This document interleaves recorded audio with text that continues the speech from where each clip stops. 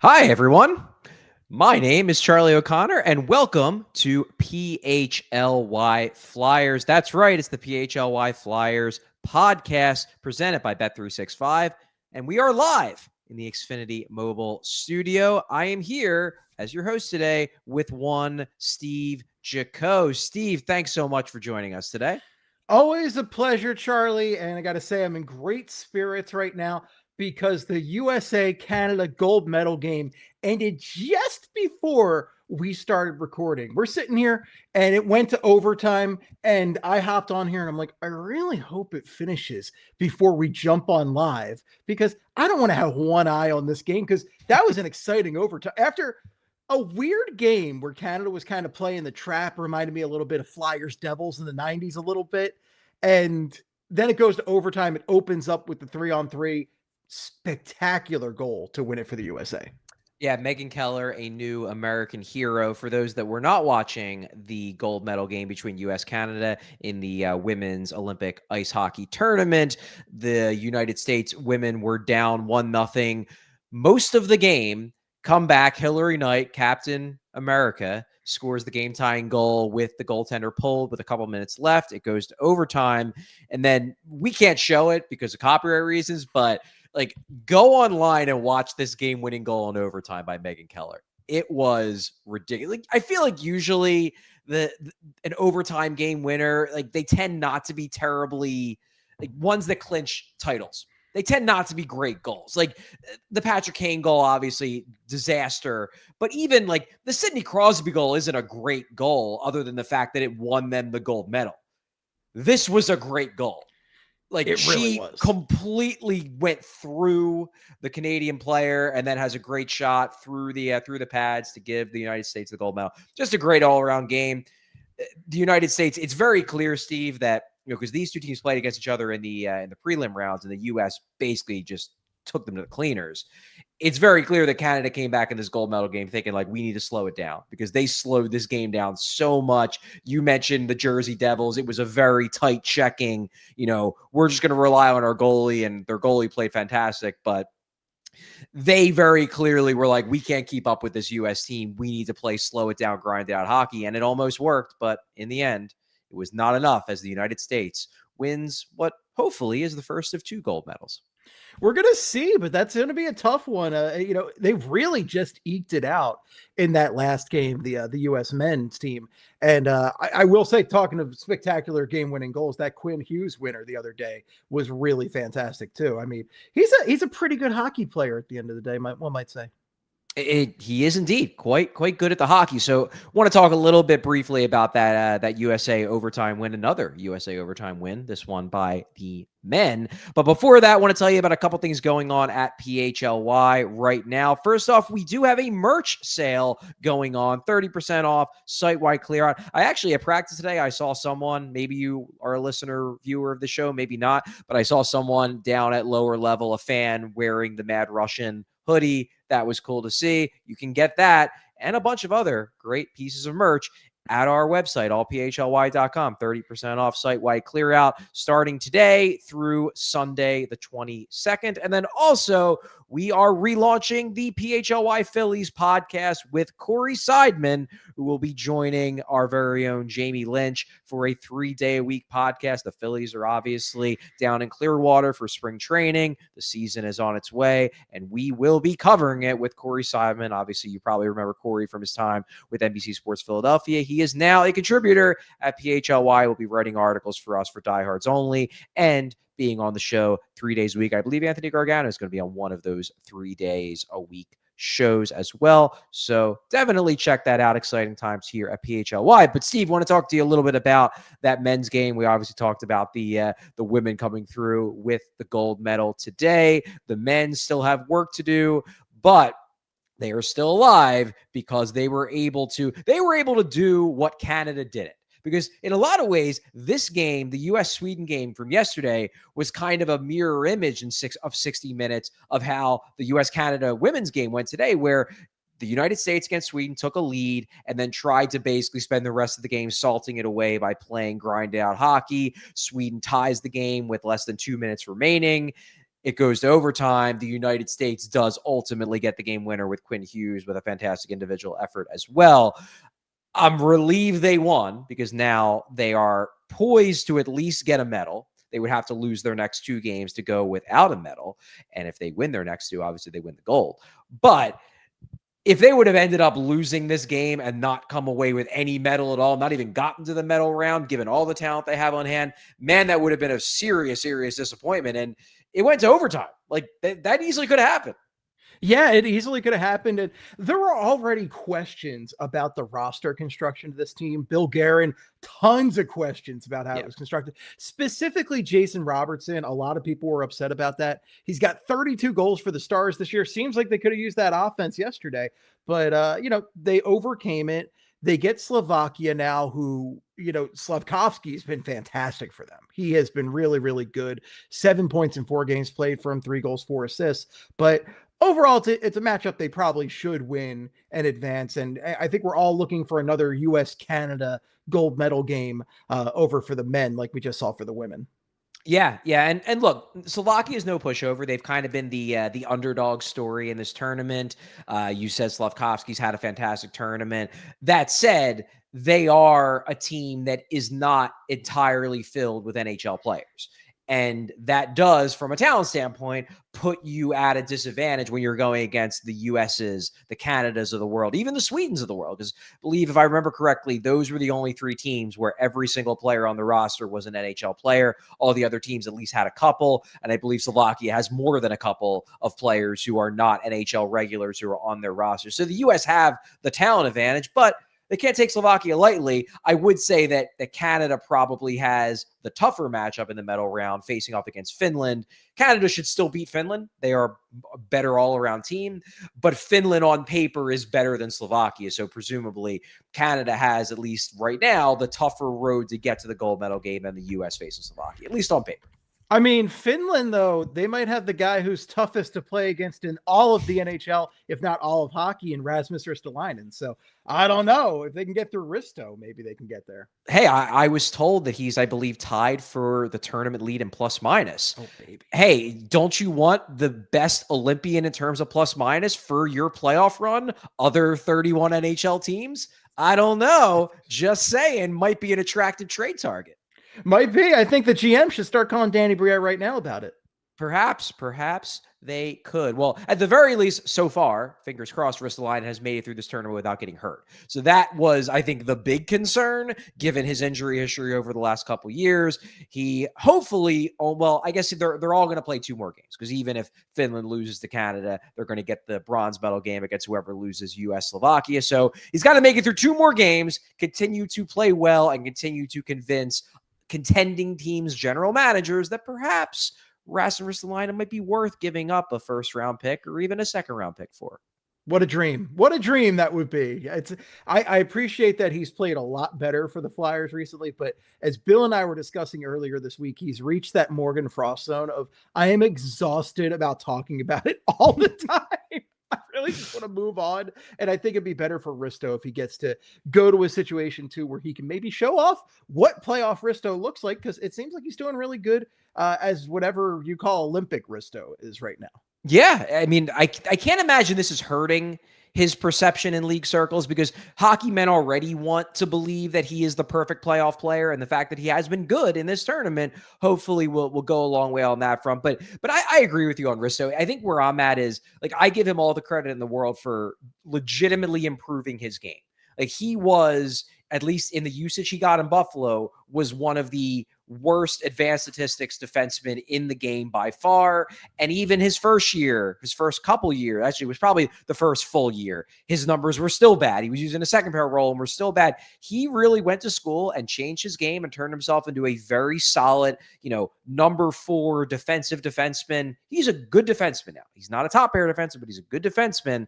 That said, and I've pointed this out a couple times, like, the Flyers played pretty well in the first half of this season, and Ristolainen was not in the lineup. So I'm not saying that means he's bad, but I'm saying that probably means he's not essential to this team, that he's like, you can trade him and you're not necessarily punting on next season. So get assets back for him and then have a spot available for a Hunter McDonald, a Ty Murchison, even an Oliver Bonk if he proves to be ready. Like, I think Ristolainen is a good player. I don't think he's an essential player, which is why I am very much in favor of the Flyers looking to shop him around if there are teams that are willing to take him, given the injury risk from the last couple of years.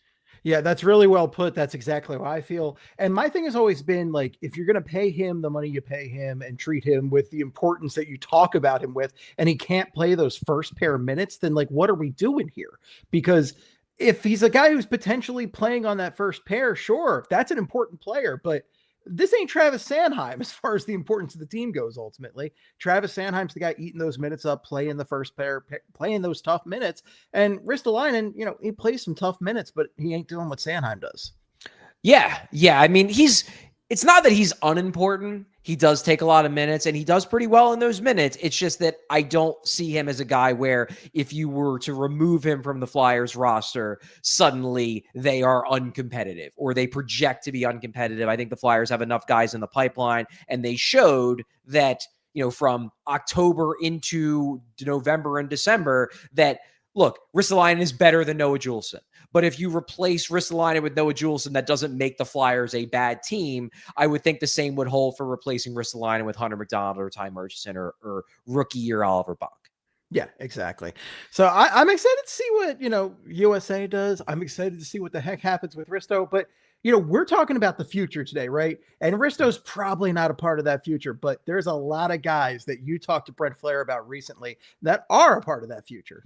There are indeed. So on Tuesday, we released our top 20 prospects list. Me and Alex Appleyard ranked the Flyers' top prospects in the organization. Then on Wednesday and Thursday, I released the transcript of my interview that I do twice a year with Flyers assistant general manager Brent Flahr. If you don't know, Brent Flahr basically runs the draft for the Philadelphia Flyers, and he stays in the loop in terms of player development afterwards. So I interview him. Those posts published on Wednesday and Thursday. Today, we're going to talk about them specifically about the guys that we ranked in the top 10, because those are obviously the most important prospects in the organization. So we're going to have a focus on that. But before we get into that chat, let's go to our first commercial break so we can just roll with prospect chatter for quite a while. Have you ever had one of those days where you're moving nonstop and suddenly you realize you forgot to eat? Believe it or not, it's happened to me, and that's why I've been loving what Wawa is doing right now. Wawa now has $5 deals all day, and honestly, it just makes life that much easier. If you're starting early, you can grab the $5 big breakfast meal deal. We're talking a sizzly, we're talking a hash brown, and any size hot or iced coffee. That's a full morning win for $5, available from 5 to 11 a.m. Then later in the day, the value keeps rolling with a roasted chicken sandwich or crispy chicken sandwich created your way starting at $5. And they've even got new teriyaki recipes for a limited time.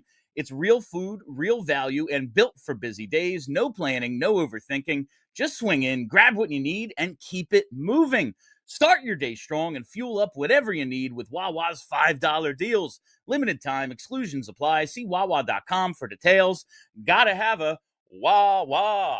All right, it's time to talk about Elkin Chevrolet, because Elkin Chevrolet is run by three brothers. They're real brothers, local guys, and they are big Flyers fans. So if nothing else, you know that they're loyal. And right now they're putting on a President's Day sales event, and the deals are bigger and better than ever. If you need a truck, they've got you. If you're looking for an SUV, they have that too. Every vehicle comes with the kind of service that makes you feel like part of the Elkins family. But do not wait. These President's Day deals are only here for a short time. So swing by Elkin Chevrolet on Route 73 South in Marlton, New Jersey, and get in on the deals that are just plain honkin' good. Elkin Chevrolet, real brothers, real deals, and a whole lot of that honkin' good service. Elkin Chevy, together let's drive, and together let's go Flyers. Well, thank you, Bill Matz, for that great ad read from vacation. Well done. So Bill will be on vacation today, and he'll be on vacation tomorrow. So you'll have me and Steve today and tomorrow. And to kick that conversation off, we are going to now move to the prospects. Again, check out those interviews on allphly.com. Part 1 was the centers and defensemen. That came out on Wednesday. And then part 2 today was the wingers and the goalies. So we're going to kind of go in order. I'm not going to talk about every single one of the players that were ranked in the top 10 because, like, for example, the answers about Denver Barkey, certainly worth reading, but nothing eye-opening. We've been watching him. Same thing with Oliver Bonk. Like, Oliver Bonk, basically, dude didn't get to do a lot of training this past summer because he was banged up and then missed the first 2 months of the year. That's why he's only having an okay first season in the AHL, not a great first season in the AHL. That's really all you need to know about them. But there were other players who Brent Flahr gave significantly more insightful information on because, quite frankly, there's just more to talk about when it comes to those guys. And we're going to kick it off with Porter Martone, the number 1 prospect in the organization by far, 6th overall pick this past draft, who is absolutely killing it for Michigan State as a freshman this season. Now, my first question to Brent was basically asking, what would you say is the most impressive part about this season from Martone? And he went into the fact that, number 1, he's got a target on his back, as everyone knows he's a top 10 pick. He's a top prospect. He comes in as a freshman. All these older college guys want to rough this kid up, want to show that he's not as good as he thinks he is. And the fact that Martone has hit the ground running and still been dominant and been one of the best players in college hockey speaks to his talent level now and his overall upside. Then Brent Flahr went into a little bit more. He goes into this. He says he wants to be a player. He wants to be a Flyer. He wanted to be a Flyer this year. We talked him into going back. I think it was a smart move just to work on some of the things like moving his feet and playing with a higher pace, which he didn't have to do in junior. The interesting part about this for me was we talked him into going back. Now, to be clear, I am of the opinion that the Flyers have a great relationship with Porter Martone. And I am not even a little bit worried that he's not going to sign with the Flyers. But Steve, did this scare you a little bit? Did this give you memories of Cutter Gauthier when you heard we talked him into going back? Was there any bit of you that winced when you read that? I'll tell you what, if I was a real sicko running this show, I would have posed this question right before an ad break to drive everybody listening insane for that minute or two between when we talked about it and when we didn't. But I'm not I am a sicko, but not in that regard where I wasn't even thinking about Cutter, to be honest with that. I view Cutter as a true anomaly with that happening. It's such an unusual thing to happen. Every now and then you have a situation like, Lindros is a famous situation where he didn't want to play for a specific team, and it's been well documented since then why he didn't want to play for the Quebec Nordiques. You look over Adam Fox, I think is a more recent situation where that's happened. And then Cutter only wanted to play in the Rangers, only wanted to play for New York, only wanted to play for the Rangers. That was it with Fox. The man loves train stations. What can you say? Yes, but so. When it comes to Cutter Gauthier, that was such an anomaly, especially in Flyers history. You don't hear about a lot of guys who are like, I refuse to play for the Philadelphia Flyers. And the fact that it came out of nowhere like it did, I don't know. I don't view it as a common occurrence. I don't view that as a usual thing to happen. So I haven't been worried about that happening with other guys.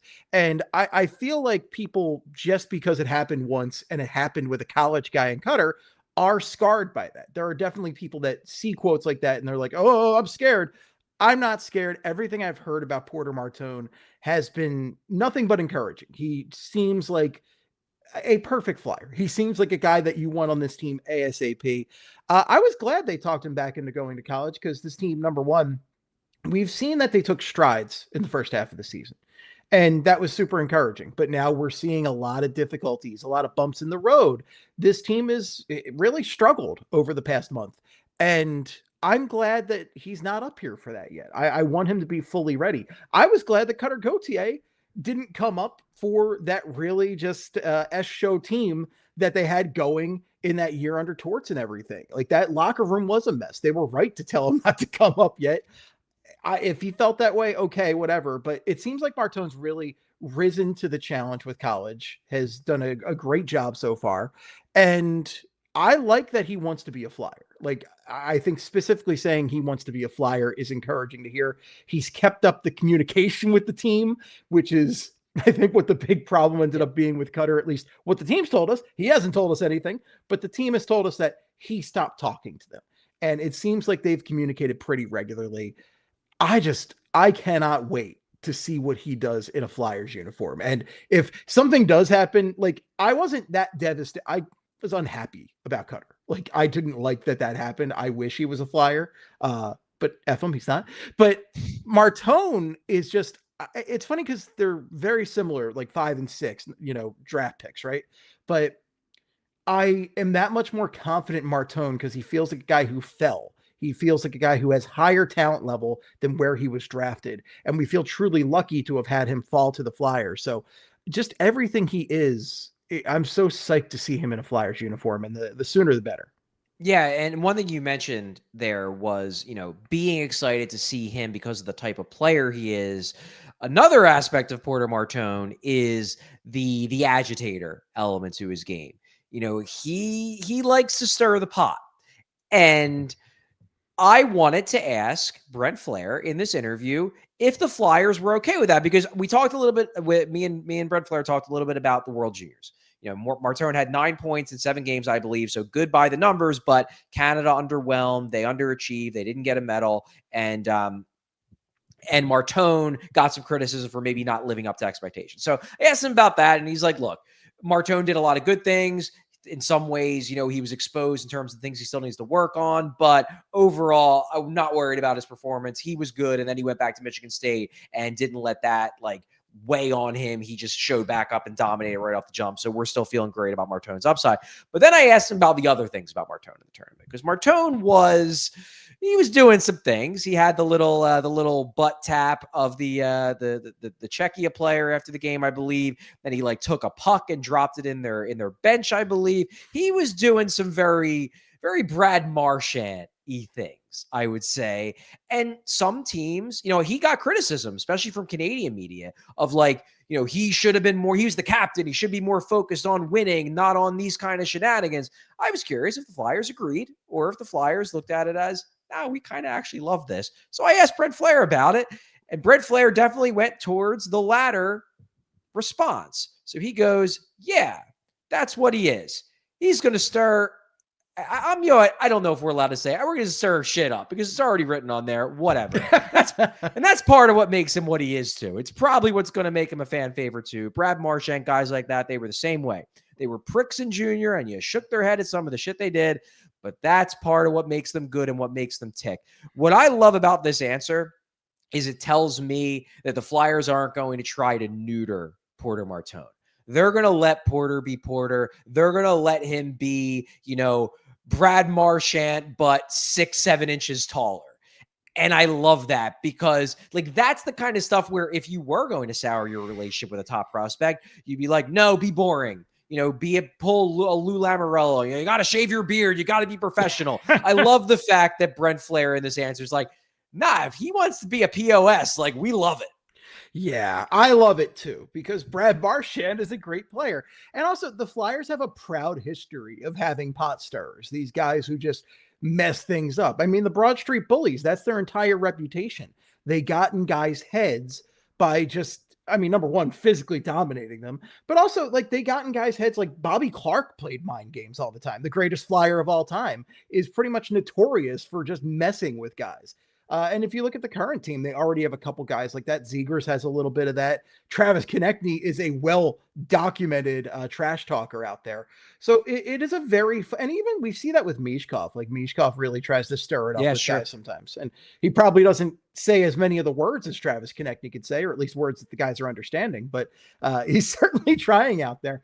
No, I think Martone doing this is a very Flyers thing to do. And the idea of a Brad Marchand, but much taller, is very appealing to me.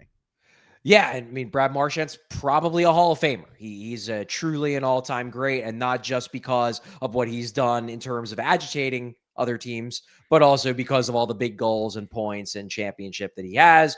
So if Porter Martone ends up being bigger Brad Marchand, I think everyone following the Flyers would be very, very happy. Okay, so we're going to try to slip one more player in before our next break, because I really don't think this one is going to take all that long. But the number 2 prospect on our list, Egor Zavragin, the Flyers' top goaltending prospect, according to myself and Alex Appleyard. And I also suspect the Flyers view him as their top goaltending prospect too. I can't confirm that, but I have a feeling they have the highest hopes for Egor Zavragin. The problem with Egor Zavragin this year is not his performance. He's playing very well.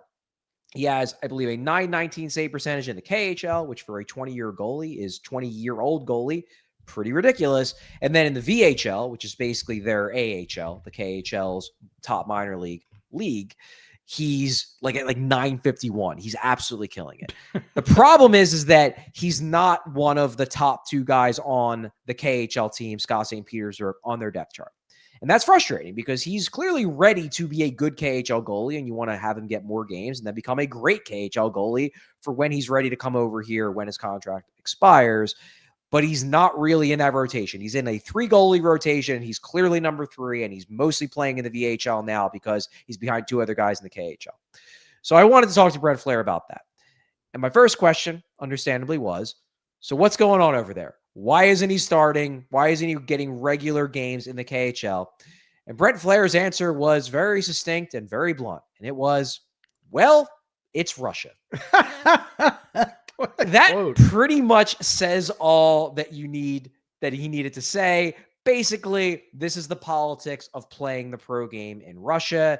You know, sometimes coaches like a one goalie over another goalie, like one player over another player. Sometimes it's, you know, somebody's getting favorable treatment, somebody's getting unfavorable treatment.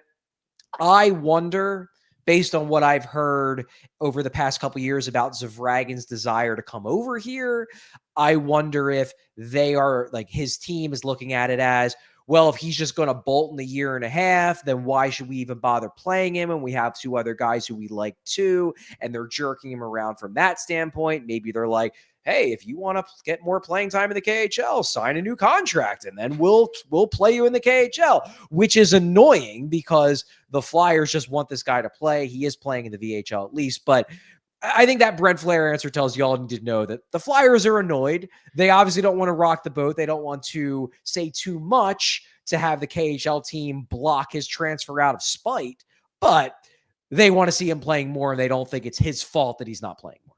Yeah, and I'm sure the Flyers also don't want to rock the boat because they seem to have a good thing going with whatever their connections are in Russia right now between getting Michkov and Fedotov out like they did. So whatever they have to do to keep that pipeline going, I want the Flyers to be in touch with Russia. I want to have a good relationship there, because one of the big problems for the Flyers over the past, I don't know, forever, is just this franchise being so out of touch with the rest of the league when it comes to European and Russian players. And I want them to have those high talent guys that they've never had. This season with Michkov's been frustrating, but having Michkov around is just like such a breath of fresh air compared to the rest of Flyers history there. So Zavragin, I think the other thing is, like, it's very obvious if you are his KHL team, the Flyers goaltending situation. It's not great over here. And there's a very easy path for him to come over, and if he plays well, to be the starter pretty quickly. Yeah. So I think they can see the writing on the wall and know what the situation here is. That said, I'm pumped for Zavragin, especially because I'm watching the Flyers goaltending every game.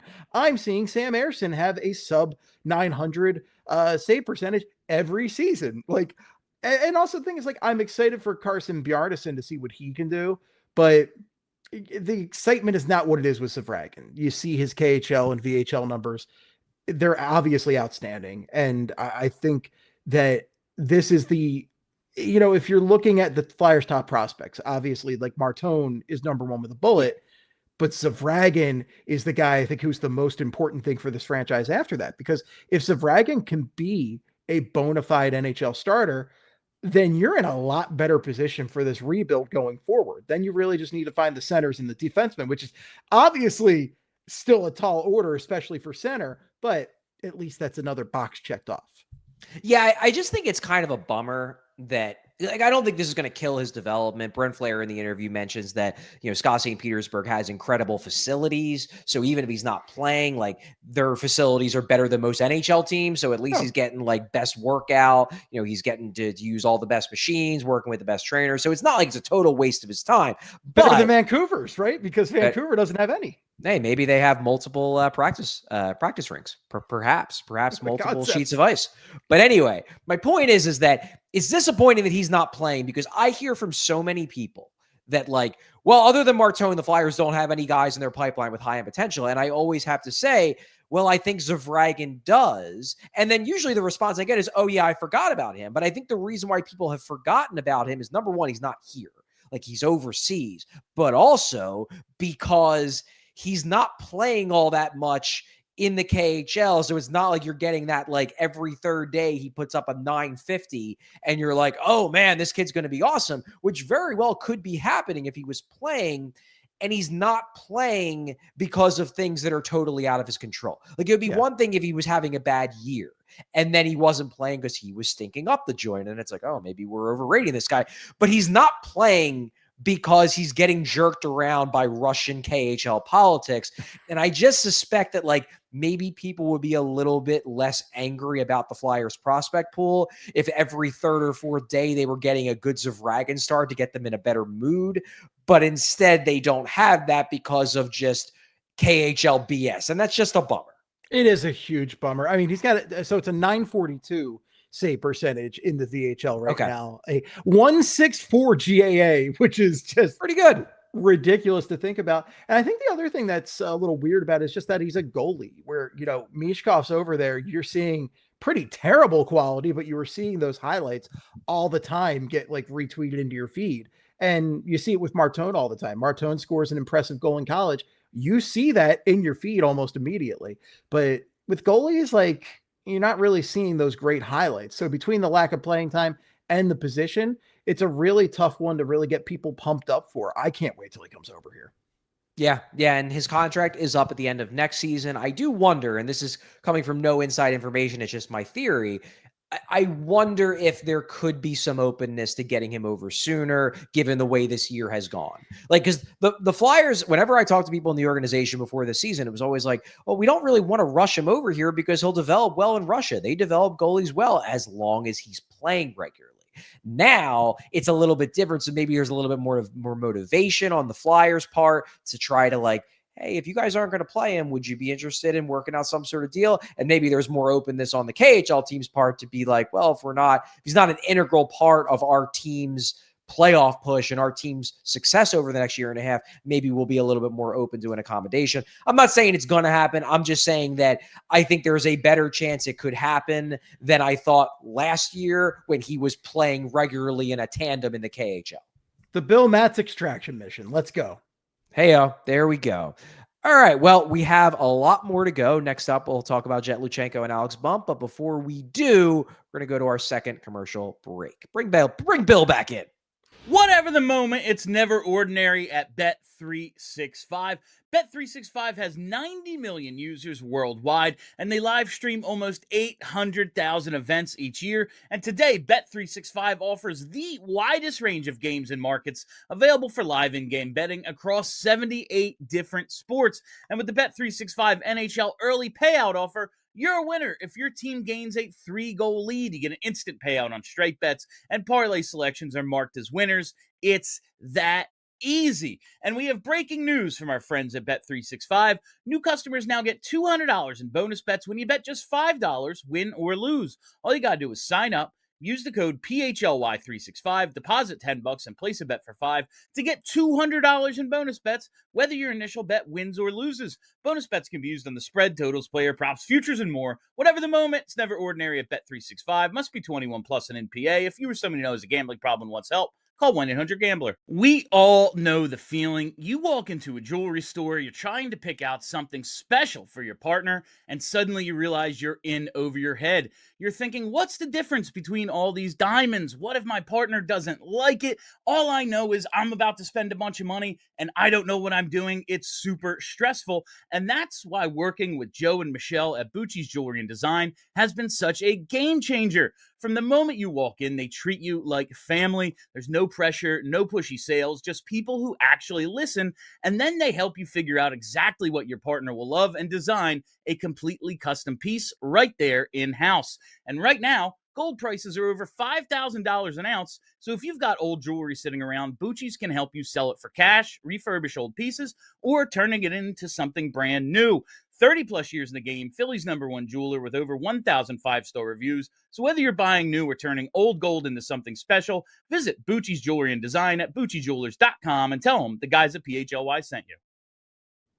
Well, we are back. Thank you again, Bill Matz, for your second Dynamite ad break drop in from vacation.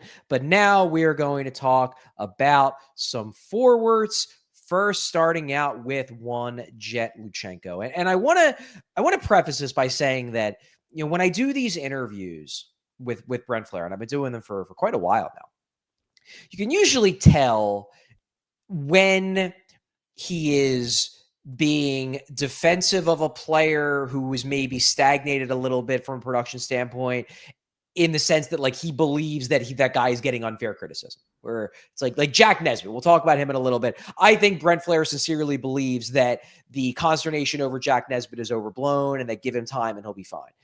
But you can tell when Brent Flahr is a little frustrated with a guy and how he's developing, and he's just kind of throwing up his hands and being like, look, kids just got to play better.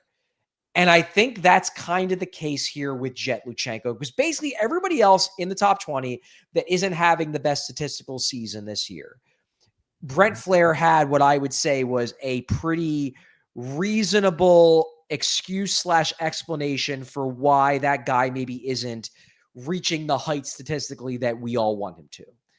Whereas with Jett, it was more like, I don't know, man, kids just got to play better. Like, going to read this quote here. He's just fighting a little bit. The big thing for him is he's got to shoot the puck. He refuses to shoot the puck at times. With his speed and his hockey sense, he gets chances, but he's a pass-first guy, which is fine. But at some point, you've got to shoot the puck.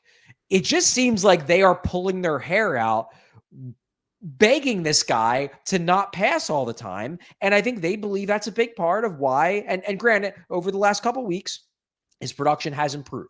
He's starting to score more points. He's on a line with Jake O'Brien, and the production is coming around. Now, he's at wing, not at center, but at least the point production is coming around. That said, he's still having an underwhelming draft +2 season from a production standpoint. And I get the sense that, like, I don't think Brent Flahr and the Flyers are out on Luchanko, but I think there is a little bit of exasperation on the fact that, like, he should be doing better and they know it. This is a guy who made the team out of camp for at least a cup of coffee, right? He had the few games. They were all excited about him. And you do love those intangibles. You love that hockey sense. You love that speed. That's all great stuff right there. But you're not seeing that production, and that's super frustrating. And his stock has been a roller coaster where people were pretty mad when he got drafted that he wasn't Zeke Bouillon. So he's down here, right? And then he, looks really good in his rookie camp. Plays a few games with the Flyers, looks pretty good on the power play and stuff. He's not shooting or anything, but he's controlling the ice well. He's working well with his line mates. So stock goes way up, right? People are thinking, okay, this guy could be like a 2 or 3C in the future, maybe something like that. But then this season happens and that stock has gone way down. So I really don't know what to make out of Jett Luchanko. A lot of people I talk to between Broad Street Hockey and just in general, like social media and stuff, seem so down on the guy right now. And I have to keep telling myself, at least, that he's very, very young, still developing, still figuring his game out.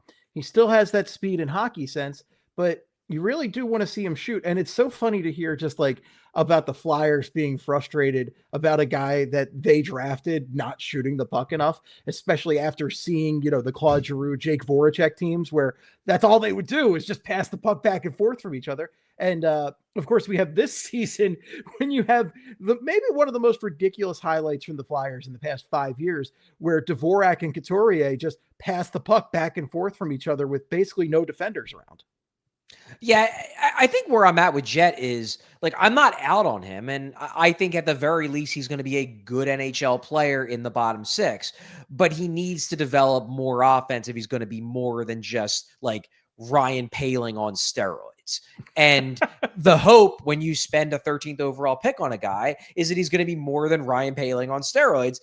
I don't think it's impossible he can get there, but this year has been a developmental disappointment. And Brent Flahr more or less acknowledged that when I asked him about whether his timeline got pushed back at all, because I think it's noteworthy what he references, and we'll get to this guy in a little bit, but he references another player when I ask about his timeline. He says, well, obviously next year you have the ability to put Luchanko in the AHL or the NHL, but he'll get placed where he deserves. It doesn't matter who he is, him or Jack Berglund. We've got competition now too. So I don't think anything's guaranteed, but we'll see where he is. I do not think this time last year they thought that Jack Berglund was potentially going to jump Luchanko on the organizational depth chart in terms of like when they're going to be NHL players. Now it seems like a legitimate possibility, and that speaks, number one, to Berglund's year, but it also speaks to the fact that Luchanko has disappointed this season. Yeah, and Berglund's becoming a very interesting one. And I think, Jett is not helped by the fact that this is clearly the Flyers' number one area of deficiency is center. The Flyers need centers desperately, and they need to develop a couple from within. They can take a swing at getting one outside the organization, but they're going to need at least one or two of these guys to pan out. And it comes down right now to Luchanko, Nesbitt, and Berglund. And Berglund he now has a high profile because he captained his World Juniors team to the gold medal. That's a really big win for him. He looked great. He put up a lot of points, and he's really just starting to capture a lot of people's attention. And there's also the size thing. I mean, Luchanko, he's a smaller player, especially when you're looking at center. You want bigger bodies in there. Both Berglund and Nesbitt are really big bodies. So there's a lot of reasons he's falling behind. I want people to take a real deep breath on Jett Luchanko, because I do think he needs to develop a lot more. I want to see what he does with the Phantoms, because I'm not sure he's being done a lot of favors in juniors as far as his game development and what the Flyers are looking for. But you can't deny that there's definitely frustration. Flair's comments are very revealing here. Yeah, and I think it's worth remembering that, and Flair did point this out in one of his answers, Luchanko was legitimately really impressive in the AHL as a 19-year-old at the end of last season into the playoffs. That was real. That happened. And it's pretty rare for 19-year-olds to impress to the degree that Luchanko did, especially in playoff atmosphere. To impress to the degree Luchanko did. So, that's one of the reasons why I'm not ready to dismiss the possibility that he can figure it out, that it can click for him. But he still has a ways to go. And I think at the very least, I think the expectation after he made the team out of camp last year and then out of camp this year was, well, obviously, his first official pro season is going to be on the team to start the year. I think that is far from a foregone conclusion at this point. He'll get a chance. He'll be in camp and he'll get a chance. And if he plays well, maybe he makes it. But I don't think that is a certainty the way that I felt like it was a certainty, this time last year and even this time the year before that in his first season. Anyway, actually, I want to talk another point on that, right, Charlie. Go for it. I wonder how much of a factor seeing Luchanko maybe take a step back played in Christian Dvorak, right? Bringing Christian Dvorak in the first place, this could have very easily been a half-year thing where they sent him out and they traded him for some assets or something, but they sign him to that 5-year deal as soon as they can. And I know a lot of that has to go with his relationship with Zegras and how well they played together. But you have to think also, if they thought that Luchanko or Berglund or Nesbitt was closer, maybe you don't lock down that center position so soon. But you gotta, you have a guy who's working. I guess you got to go with him, and they made that decision with Dvorak. Yeah, and it very well may have played a role. We know how they structured the Dvorak contract, being it's a 5-year deal, but the trade protection basically ends at the end of year 3. So that gives you a little bit more time with Luchanko if he needs a year in the AHL, if he's not ready to jump into a top 9 role, in his first year in the NHL. Dvorak kind of serves as a placeholder. So yes, Steve, I would not be surprised at all if that was part of the consideration on why they caved and gave Dvorak what apparently he would require to sign an extension with the Philadelphia Flyers. We got 4 more players to go, so we're going to have to move quicker after this break. But before that, let's go to break. In a few months, my wife and I are taking an Italian vacation. We're going over to Italy for a friend's destination wedding. We couldn't be more excited. Now, it's going to be a major expense, but managing your money doesn't have to be a struggle this year if you use Monarch. Monarch is the all-in-one personal finance tool designed to make your life easier. It's my go-to tool for a New Year's financial reset, reviewing spending over the holidays, setting fresh budgets, and getting ready for 2026. With automated weekly money recaps and tracking progress towards future financial goals, it's easier than ever to stay financially fit in the short and the long term. and it's helped users save over $200 per month on average after joining.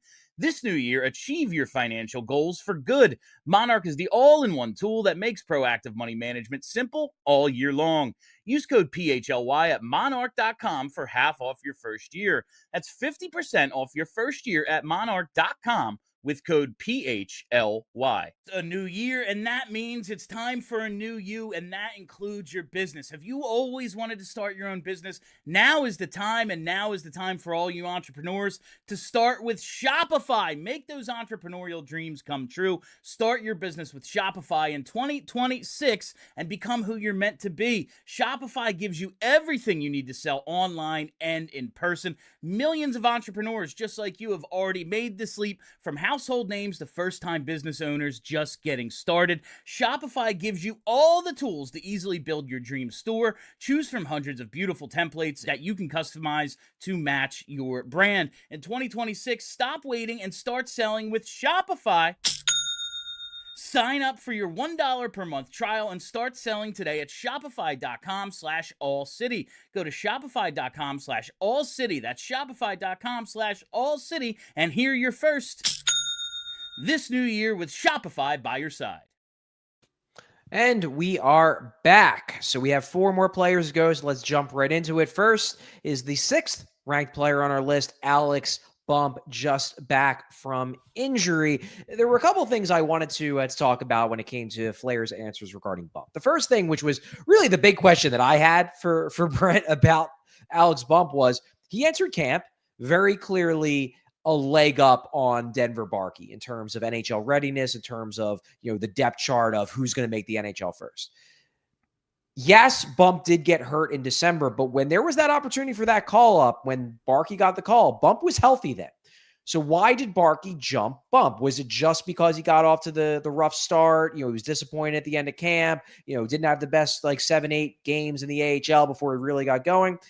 And Flair's answer was blunt. It really was it really had nothing to do with Barkey or with Bump. It had everything to do with Barkey. And the answer was that was just Barkey was that good. He was their best player in Lehigh Valley on both sides of it. I think Bumper had some things to learn still. It's as simple as that. So not really a negative on Bump, more just that Barkey was that good in the AHL, and he's shown it so far in the NHL. Barkey was our 3rd ranked prospect on this list. We've all watched him. He's been awesome.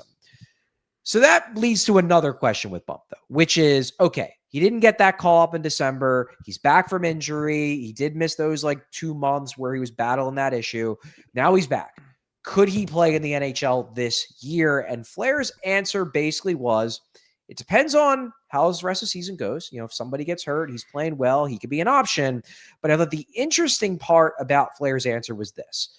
That's been the message to him. He's not a guy we're going to be yanking up and down early in the year. We told him that. He's aware of that. It just screws kids up, and when they send them down, they struggle for a while to get going. So for him, when he's ready to go, we'll give him a call, and hopefully he's here to stay. Now, what's interesting to me about that answer is that's basically saying, look, when you get called up, our expectation is you are here for the long term. You're not going to get a call for a couple games and then going to get sent back down. When you get called up, it's your time, and we're going to give you a long runway. The reason why that's interesting to me is you look at the numbers game. Porter Martone is coming. Tyson Forrester will be presumably healthy for next season. They don't have a spot for Bump. So if you're going to say that, well, when you get called up, it's not necessarily just going to be as an injury replacement. It's going to be you're getting called up and we want you to be there for the long term. The only way really to do that is to move out a winger or two.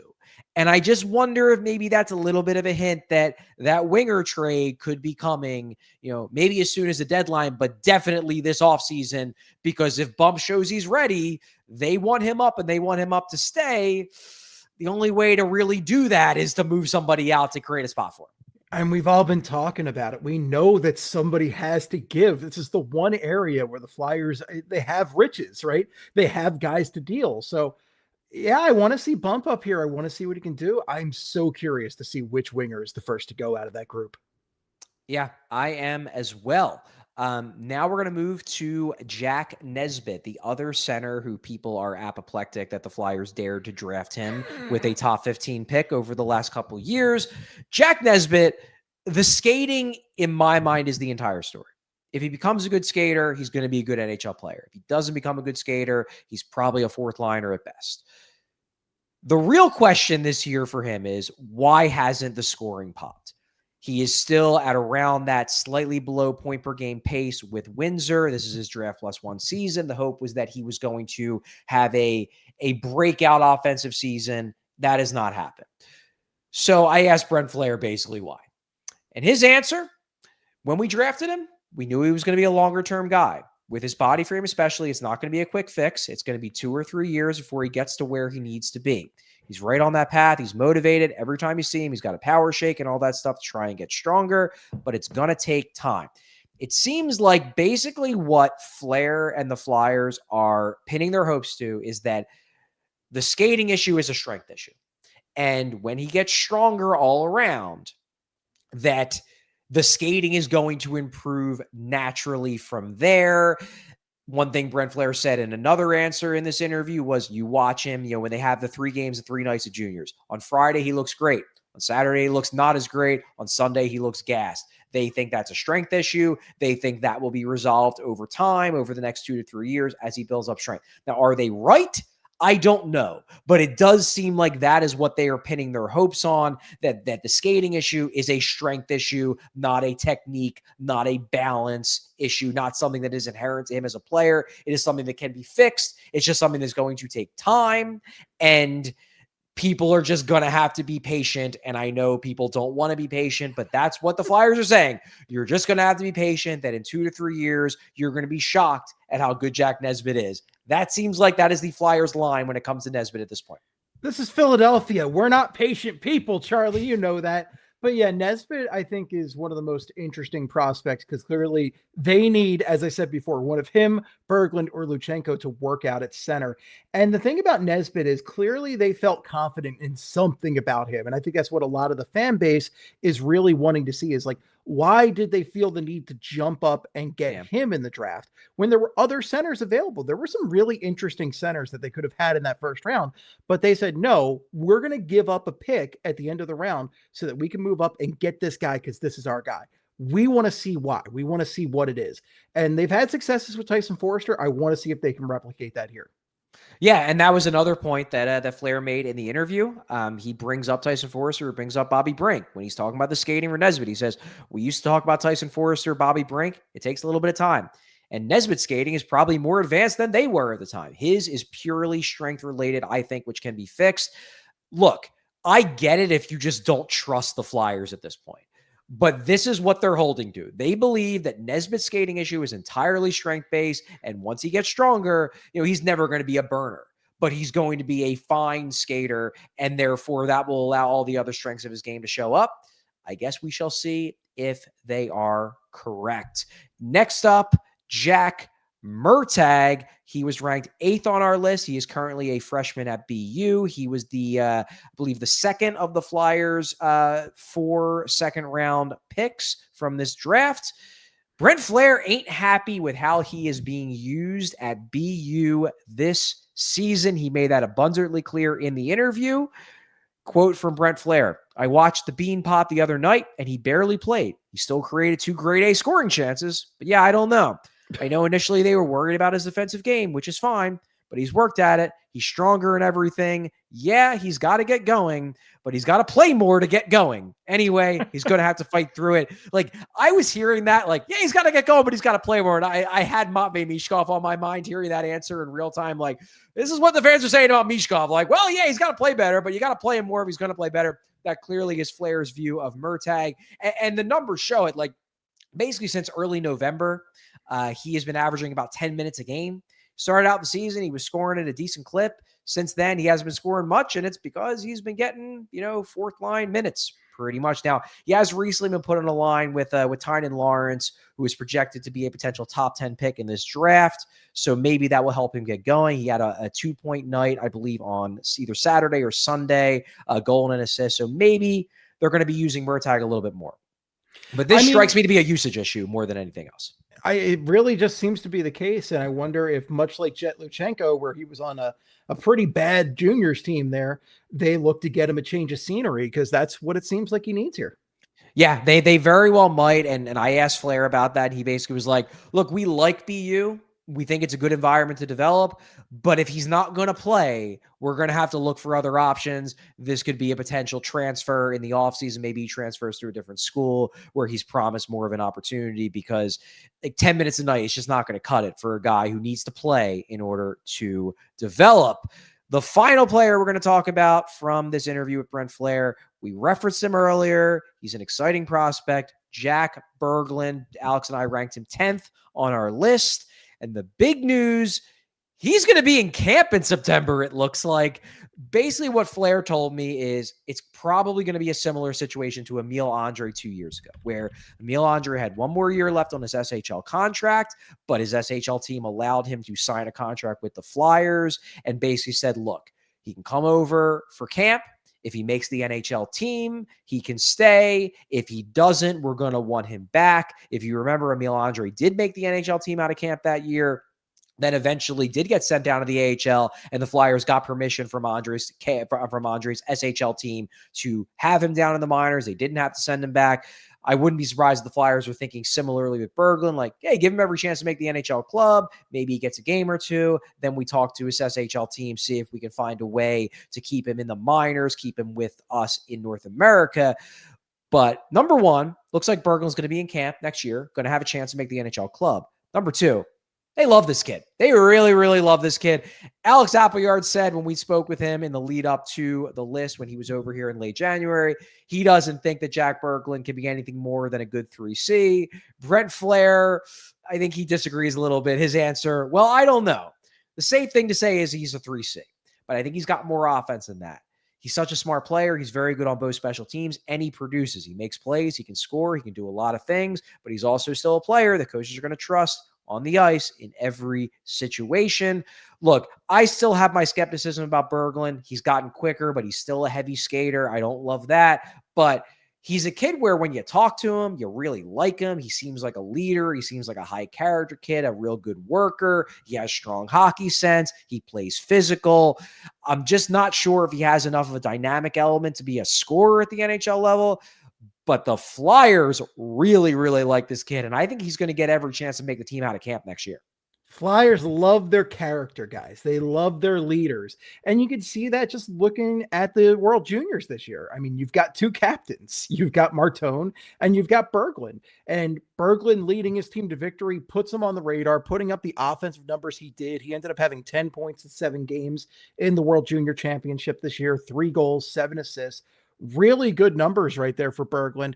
This is like, I think this is one of their biggest lottery balls here, because if this pays off and he does end up playing 2-3C, that's a huge win for the Flyers. That's a huge part of the puzzle. He's over 6 feet tall. He's got a little bit of weight on him. This is a guy who, if this can work out, this solves a really, really big problem for the Flyers. And I think we're all hoping it does, but we all, I know you and Alex, obviously, but I think the fan base overall is a lot less optimistic about it working out than the Flyers are. But I want the Flyers to be right really bad here.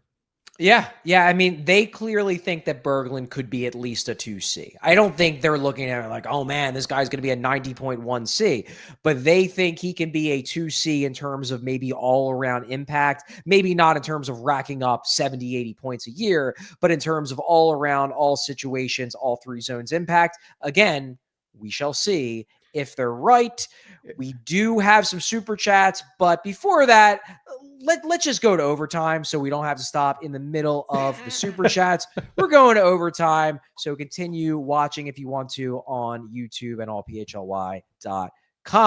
So now we're going to go to the super chats, and I believe we have 2.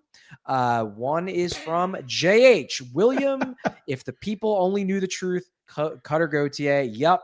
That continues to be one of the most frustrating parts about it, is that if Cutter truly believes that he was done wrong and that the Flyers were at fault and that he had no other choice, I am open to hearing why. And perhaps the Flyers did mess it up. But until he tells us why, it's hard to take him at his word. And I know a lot of people are going to say like, well, I don't take the Flyers at their word because they've been a dumpster fire for 15 years. Like, you know what? I guess I get that, but at least they gave their side of the story. Cutter has not given us his side of the story other than, oh man, I wish y'all knew. Well, there is one person who could fix that, Cutter, and it's you. Yeah, it drives me insane. Just tell us. I just want to know. You might get booed 25% less in Philadelphia if you told us if the Flyers messed up. It is very funny that people are like, well, the Flyers have been a dumpster fire for 15 years, so I don't trust them on this. Like, it is different people in charge, like all over the place. Ed Snyder's not around anymore. The GM has changed, 3-4 times in that time span. The president's changed a bunch. The coach has changed a bunch. Like, I don't think that's the reason, guys, but I would love to know why he did it, just because if the Flyers mess something up, I want to know where to take them to task. I want to know where not to trust Danny Briere and Keith Jones on. And also, it muddies the waters by having the fact that Cutter was a Chuck Fletcher draft pick, and then that carried over into the Danny Briere, Keith Jones era. So I don't know who messed up where until he says something. So please enlighten us, good sir. Exactly. All right. I think we have one more super chat, another from Jay Swear Jar. You know what? When we first launched PHLY, we were allowed to swear. I think they want us to tone it down a little bit, but this was me quoting an executive in the Philadelphia Flyers organization. I'm saying that deserves the right to be able to use the words as they were said. I'm in complete agreement there, Charlie. I mean, I love cursing, so, I'm all about it. Just saying. I'm just quoting him accurately. That's all I'm doing. It is all I am doing. And then we got one more PHLY rules from Cenobite Mayor. Thank you, Cenobite Mayor. Really appreciate it. Mayor of Easttown. Thank you. Cenobite Mayor of Easttown. Love that. Thanks for watching. Thanks for listening. And that is all the time we have here at PHLY Flyers today. Thanks so much again for Steve Jaco taking the time. I believe you'll be on with us tomorrow. Is that correct? That is correct, sir. Looking forward to it. Looking forward to it as well. So check us out tomorrow at 4 p.m. while we will be doing a show and also having one eye on the USA-Slovakia game, which starts at 3 p.m. If you are watching today, hit that like button. We didn't have an ask, but hit that like button. Let's get those likes up, even though we're in the midst of the Olympic break. Subscribe on YouTube. Subscribe on any of your podcast channels. Thanks so much for watching. Thanks for listening. We'll see you tomorrow. We all silly like the mayor.